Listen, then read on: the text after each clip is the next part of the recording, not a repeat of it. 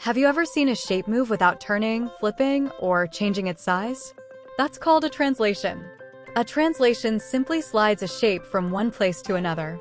Every point in the shape moves the same distance in the same direction.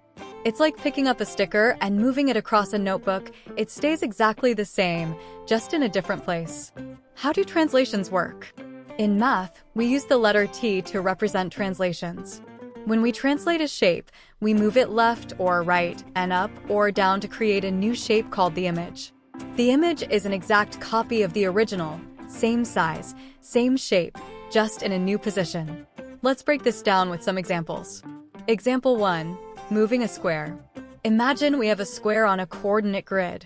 The four corners of the square are these points: 2, 1, 5, 1, 5, 4, and 2, 4. Now, let's translate this square 3 spaces to the right and 2 spaces up. That means we add 3 to each x-coordinate, moving right.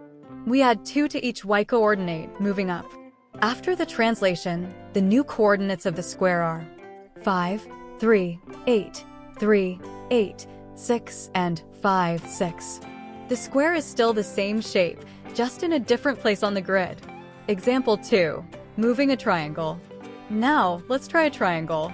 Suppose the 3 points of a triangle are -3, -2, -1, 1, and -4, 3.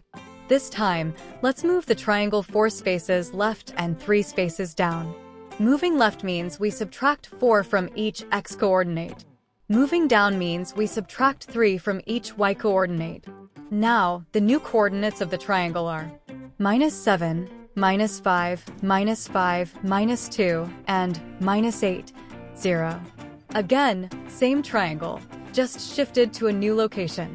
Example 3. Moving a rectangle in 2 steps. Sometimes, we translate a shape in more than one step.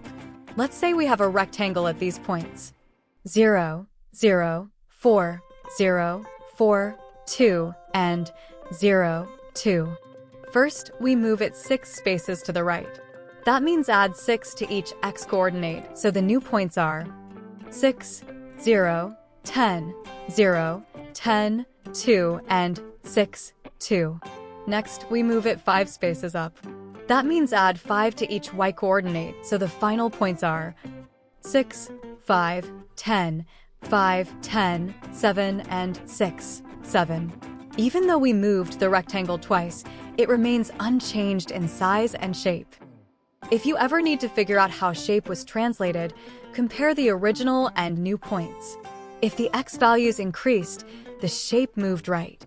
If the x values decreased, the shape moved left. If the y values increased, the shape moved up. If the y values decreased, the shape moved down. For example, if a point moves from 2, 3, to 5, 6, that means the x value changed from 2 to 5, moved right 3 spaces. The y value changed from 3 to 6, moved up 3 spaces. So, the translation was 3 spaces right and 3 spaces up. Translations aren't just in math. We see them everywhere. Sliding a chess piece across a board, moving an emoji on your phone screen, shifting a puzzle piece to the correct spot, sliding a window open. Every time something moves in a straight line without rotating or flipping, that's a translation. Translations are one of the simplest ways to move shapes in geometry. Just remember, every point moves the same distance and direction. The shape stays exactly the same size and same orientation. You can find the translation by looking at how much the x and y coordinates change. Now that you understand how translations work, let's put this into action with some examples on the coordinate plane.